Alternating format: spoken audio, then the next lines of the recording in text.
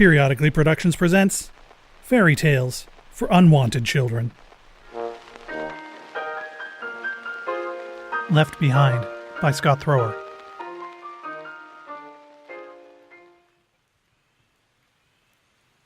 Once upon a time there was a mother and a grown son in a forest, far, far from the road. He was her light, with strong shoulders that had borne many hardships, kind eyes that had seen much loss. And when he smiled, she did as well, because his happiness was hers. That's what motherhood was for her, like wearing your heart on the outside. He was careful to help her as they went, climbing over roots and resting on fallen trees, much the way she'd seen him with his children. She wasn't what she'd been, and she hadn't been for quite some time, but with his help, they were walking together like they'd once done, when he was young and the world was easier. Still, they took their time because the paths were wild, and shoes were an extravagance for the winter, not the fall. And this year maybe not even then. When he left her, she was sitting under a tree that seemed to branch out endlessly, with her head upturned and her face alight at the dance of the afternoon sun through the canopy, impossibly high above. She reached out for him, pointing skywards, but he was no longer there. And when she looked around, he was nowhere to be seen. There was just the empty fullness of the forest. At her side was the bag he'd carried, the bag she'd made him and patched many times over the years until her fingers could no longer hold a needle. It was filled with bread and the last of the cheese. "This is too much," she'd said as they packed it away just that morning. "We'll never eat it all." She laughed at his jest, and he just turned away. Now she called out to him, thinking of the games they'd played when he was young, as she tried to be mother and father and friend, thinking of the boyish giggles that had given him away, the excitement on his face as she'd pretend to search, the thrill that would bubble over until they would explode together in spinning hugs.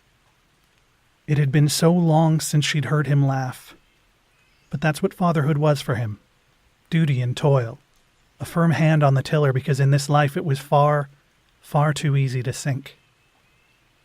But the forest was quiet, and a moment later she knew he was gone. She rose to follow but could not see the path or hear him through the trees. She steadied herself with a hand against the wide trunk of the tree, tired from the walk, weak from the years and hollowed out by his absence. Her skin was paper thin these days, just one of the changes that came with time. She wasn't sure how long she stared at the bones of her hand against the bark, of how long it took her breathing to slow and her heart to calm, how long it took the spinning to pass. After a long life of flesh and muscle, now everything seemed to be bone. In her long life she'd lost her parents, her husband, and, one impossibly long night, a child. But now for the first time, she felt snapped in two. She swept the gray hair from her face and was surprised to see that day was done. The forest grew dark, and more than that, she was no longer alone. It stood across the clearing on the edge of shadow, and it wore the shape of a man like a loose suit, though she could see the lie of it. It was tall and broad and shallow, like a drawing in the air, and she immediately backed away from it until she was pressed against the coarse bark of the tree. "You needn't fear me," it said with a playful tone, though she could not say that it moved as it spoke. "I heard you calling and I came to see." "I was calling for my son," she said, and she snatched up the sack of food like a shield against her chest. "I see you are hurt," the figure said, stepping forward without moving, carrying the shadows around it like a mantle, no more clear to her eye than it had been. "I like broken things." "I am merely lost," she replied, knowing there was a world of difference between merely lost, and she was on the bad side of it. It nodded without nodding, stepped forward without stepping, and in a moment it was beside her, taller still than she thought, and just as blank and just as shallow. The air seemed to hum with it, and she knew it studied her. I could fix you, it said, lowering itself down. You need only ask. There's nothing you can do, Spirit, if that is what you are. She didn't know where she found the courage to speak, except that she'd long since learned that in this life sometimes you just had to do things. Unspeakable things. And for a moment she remembered the face of the cold baby in her arms that long, hungry winter many years ago. You don't know what I can do, Grandmother, so ask. It touched her cheek, warm and soft. All right, she said, agreeing because she could not run. Agreeing because sometimes no is a dangerous word. Because sometimes choice is an illusion. All right, she said. My granddaughter is sick and I cannot work and we have nothing.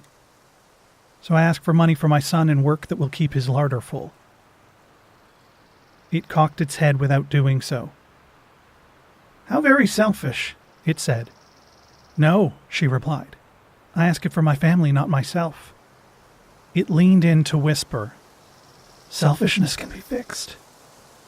Please, she said, reaching out for it, but it moved away without moving and she no longer knew where it was. Still, a moment later, it was back at her side. Done, it said, and for the first time the woman felt a spark of hope in the place where her heart had been. But you are not fixed. What else would you have of me? She turned to it excitedly.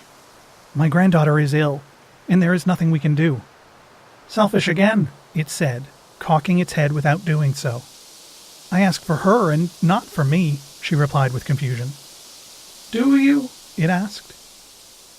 But again it moved away without moving, and when she again caught sight of it within the trees, it nodded without nodding and simply said, Done. Thank you, the old woman gushed, rushing towards it but stumbling on the uneven ground. When she looked up, it was beside her again. But you are not fixed. Prosperity for my village, she cried, thinking of the neighbors who hungered in the shops that had fallen into debt, the farms that rotted away before harvest, and the thinning faces at church. Selfish through and through, it said, leaning forward without doing so. And selfishness can be fixed. But I have made no requests for myself, she said. It shook its head as the last of the light faded away. In fact, you've made 3, and yet you are not fixed. Finally, the old woman lowered herself against the trunk of the tree, sitting in the darkness as the creature moved around her. And she thought about her requests and tried to think of what else she could ask. There were her parents who died in the fields, working to eat even in their declining years. She thought of her husband, taken in war and forgotten, and the cold little girl smothered in the night as a kindness because she'd seen too many others starved. Finally, she thought of her son who had been her light, who had nothing left and had decided to leave her here in the woods because he could think of no other path. Mother and son, so alike. The hopeful spark in her chest turned and twisted, and the woman thought about the power being offered to her, a new thought she had never entertained. Sacrifice and scratching out life, no matter what you had to do. That was what motherhood was for her. But now there was something else hatching, fresh and delicate. I'd like justice, she said quietly. Selfishness itself, it replied. Entirely true. Justice, she said. The new idea within her was stretching, rising, spreading its wings, which were webbed and veined like a bat. She recognized it and felt it flutter in her chest where her heart had been. It was suddenly very close, without moving. It was around her, beside her, beneath her, and she breathed it in. Revenge, it said. They're the same thing, she replied. Done. In the darkness, it smiled without doing so.